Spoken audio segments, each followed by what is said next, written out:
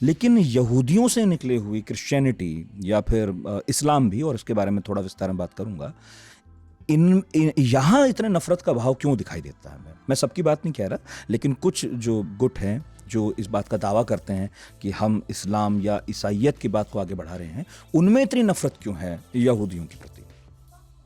इसके होता यह है कि जब भी कोई नया धर्म अस्तित्व में आता है तो उसके पीछे, उसके सामने बहुत बड़ा चैलेंज ये होता है कि वो अपनी जड़ें कैसे जमाए।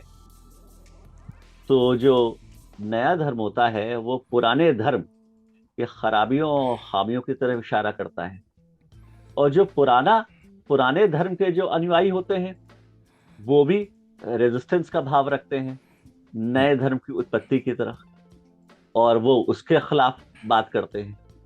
तो ऐसा कोई भी धर्म नहीं है जिसके अंदर स्क्रिप्चरल पोलेमिक्स ना हो।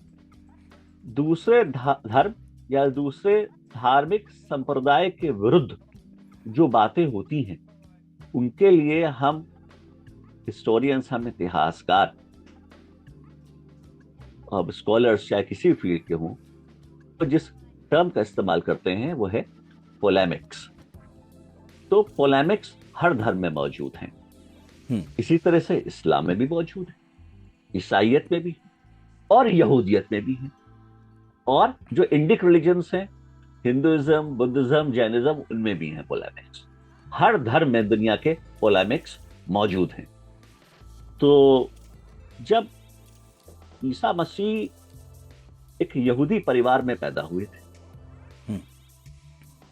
जिस तरह से राजा राम मोहन रॉय एक यहूदी परिवार और एक हिंदू परिवार में पैदा हुए, लेकिन बंगाल में, भारत में बंगाल में राजा राम मोहन रॉय ने पूरा अभियान चलाया सती प्रथा के विरुद्ध जी। इसका यह मतलब नहीं था कि वो किसी नए धर्म की स्थापना करना चाहते थे, उसको एक रिफॉर्म मूवमेंट माना गया, ब्रह्म समाज जी। इतिहासकारों का ख्याल यह है कि ईसा मसीह की भी संभवतः ये मंशा नहीं थी कि वो किसी नए धर्म की स्थापना करें। अच्छा।